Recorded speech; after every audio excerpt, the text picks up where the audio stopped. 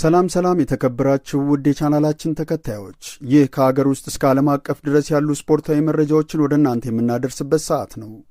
በዛሬ መረጃ ሰዓታችን ስለ አርሰናሉ ወጣትና ደፋር የመሃል ሜዳ ተጫዋች ማይልስ ሉዊስ ስኬሊ መረጃዎችን እነግራችኋለን። አብራችሁን ቆዩ። የ8 ዓመት ልጅ እያለ ነው እንደ አውሮፓውያን አቆጣጠር በ2015 አርሰናልን የተቀላቀለው። ወጣቱና ደፋሩ የመሃል አማካይ በሁሉም የዕድሜ እርከኖች ውስጥ ድንቅ ብቃቱን እያሳየ አድጓል። እንደ አውሮፓውያን አቆጣጠር መስከረም 26 ቀን 2006 በኢስሊንግተን ለንደን ውስጥ ተወለደ። በመሃል ሜዳ ተጫዋችነት የሚጫወት ቢሆንም በግራ መስመር ተከላካይነት ቦታ ላይም በጥሩ ብቃት መጫወት ይችላል። በ2022-23 የውድድር ዘመን የአርሰናል ከ18 ዓመት በታች ቡድን በኤፍኤ ዩዝ ካፕ ፍጻሜ እንዲደርስ ትልቅ አስተዋጽኦ አድርጓል። በተለይም በማንቸስተር ሲቲ ላይ በግማሽ ፍጻሜ ጨዋታ ወቅት ያስቆጠረው የመጨረሻው ደቂቃ ግብ የሚታወስ ነው። ማይልስ ሉዊስ ስኬሊ በለንደን አርሰናል አካዳሚ ውስጥ ካደጉትና በአሁኑ ወቅት በዋናው ቡድን ውስጥ ከፍተኛ ተስፋ ከተጣለባቸው ወጣት የእንግሊዝ ተጫዋቾች አንዱ ነው። በሚካኤል አርቴታ ስር በ2024-25 የውድድር ዘመን ወደ ዋናው ቡድን በመቀላቀል በፕሪሚየር ሊግና በቻምፒዮንስ ሊግ ጨዋታዎች ላይ መሳተፍ የቻለው ሉዊስ እንደ አውሮፓውያን አቆጣጠር በጥቅምት ወር 2023 የመጀመሪያውን የፕሮፌሽናል ኮንትራት ውል ከአርሰናል ጋር ተፈራርሟል። በወጣትነቱ በትልልቅ ጨዋታዎች ላይ ያለ ፍርሃት የመጫወትና የመሪነት ስሜት ማሳየት መቻሉ የሚያስደንቀው ሉዊስ በጠባብ ቦታ ውስጥ ኳስን አጥብቆ የመያዝ ከተቃራኒ ተጫዋቾች ጫና የመውጣትና ረጅም ርቀት ኳስን ይዞ የመግፋት ከፍተኛ ችሎታ አለው። አርቴታ ታክቲካል ተለዋዋጭነትን ለመፍጠር እንደ ፔፕ ጋርዲዮላ ተጫዋቾች ከመስመር ተከላካይነት በመነሳት ወደ መሃል ሜዳ እየገባ እንዲጫወት ያደርገዋል። ይህንን ሚናም በብቃት ሲወጣ ተስተውሏል። አርሰናል ማንቸስተር ሲቲን 3-0 በሆነ ውጤት አሸንፎ የ2026 የኮሚኒቲ ሺልድ ዋንጫን ሲያነሳ ወጣቱ የ19 ዓመት ተጫዋች ማይልስ ሉዊስ ስኬሊ በጨዋታው ላይ አስደናቂ ብቃትን አሳይቶም ነበር።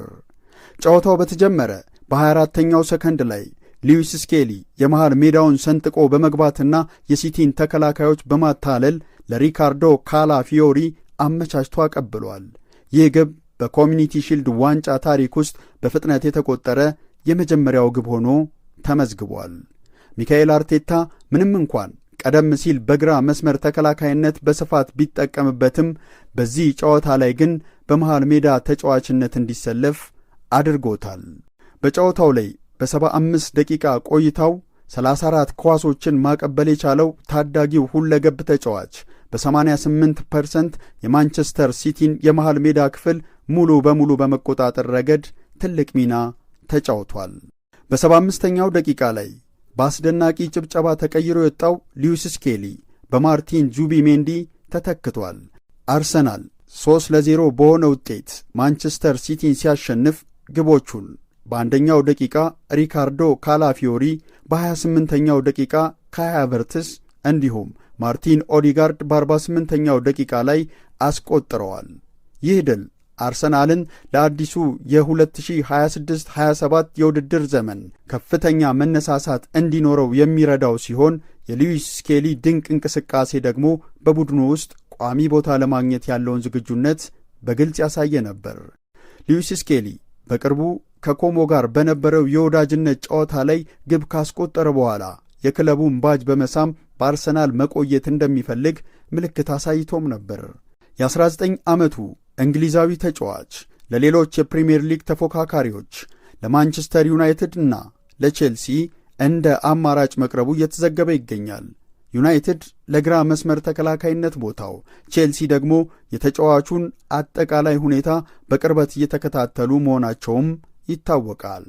በመሃል ሜዳ ቦታ ላይ ብሩኖ ጉማሬስ፣ ዲክላን ራይስ፣ ማርቲን ዙቢሜንዲ፣ ማርቲን ኦዲጋርድና ሚካኤል ሜሪኖ በመኖራቸው እንዲሁም በግራ ተከላካይ ቦታ ሪካርዶ ካላፊዮሪና ፒየሮ ሂንካፒዬ በመኖራቸው የቋሚነት ቦታ ለማግኘት ክፍተቱ አነስተኛ ነው። አርሰናል ተጫዋቹን አሁን በሚሸጥበት ሁኔታ ከ45 እስከ 50 ሚሊዮን ፓውንድ አካባቢ ሊጠይቅ እንደሚችል ተዘግቧል። ከቋሚ ዝውውር በተጨማሪ እንደ ኤቨርተን፣ ክሪስታል ፓላስና ዌስትሃም ያሉ የፕሪምየር ሊግ ክለቦች ተጫዋቹን በውሰት ለመውሰድ ፍላጎታቸውን አሳይተዋል። አርሰናል ተጫዋቹ መደበኛ የጨዋታ ዕድል የሚያገኝ ከሆነ በውሰት ለመልቀቅ ፈቃደኛ ሊሆን እንደሚችል እየተዘገበ ቢገኝም በኮሚኒቲ ሺልድ ጨዋታ ያሳየው ድንቅ ብቃት ግን ተጫዋቹ በሚካኤል አርቴታ ስብስብ ውስጥ ሊቆይ እንደሚችል ፍንጭ የታየበት ነው። በተለያዩ ቦታዎች ላይ መጫወት የሚችለው ሉዊስ ስኬሊ ባለፈው የውድድር ዘመን ከ36 ጨዋታዎች ውስጥ በቋሚነት በ19 ጨዋታዎች ላይ ተሰልፎ ተጫውቷል። የአርሰናሉ አሰልጣኝ ሚካኤል አርቴታ ስለ ዝውውሩ ወሬዎች ሲጠየቁ በተጫዋቾቻችን ላይ ሌሎች ክለቦች ፍላጎት ማሳየታቸው ጥሩ ምልክት ነው፣ ጥሩ እየሰራን መሆናችንንም ያሳያል በማለት አስተያየት ሰጥተዋል። በካርዲፍ ፕሪንሲፓሊቲ ስታዲየም በተካሄደው የ2026 ኤፍኤ ኮሚኒቲ ሺልድ ጨዋታ አርሰናል ማንቸስተር ሲቲን 3-0 በሆነ ሰፊ ውጤት በመርታት የውድድር ዘመኑን የመጀመሪያ ዋንጫ በማንሳት ጀምሯል። በዚህ ጨዋታ ላይ የአርሰናል የመሃል ሜዳ ክፍል ተጫዋቾች አስደናቂ የበላይነትንና የላቀ ብቃትን አሳይተዋል። የቡድኑ መሪ ማርቲን ኦዲጋርድ ሙሉ ጨዋታውን በበላይነት የመራ ሲሆን በ48ኛው ደቂቃ ላይ ድንቅ ግብ በማስቆጠር ውጤቱ 3-0 እንዲሆንም አድርጓል። በጨዋታው ላይ ያሳየው ጨዋታን የማንበብና ኳስ የማሰራጨት ብቃቱ የጨዋታው ኮከብ ተብሎ እንዲመረጥ አድርጎታል። በመሃል ሜዳ ተጫዋችነት ተሰልፎ የጀመረው ወጣቱ ኮከብ ሉዊስ ስኬሊ ጨዋታው በተጀመረ በ24ኛው ሰከንድ ላይ የሲቲ ተከላካዮችን በመሰንጠቅ ለሪካርዶ ካላፊዮሪ ድንቅ አሲስት አድርጓል። ግብ እንዲቆጠርም አግዟል። ይህች ግብ ደግሞ በኮሚኒቲ ሺልድ ታሪክ በፍጥነት ከተቆጠሩ ግቦች አንዷ ሆና ተመዝግባለች።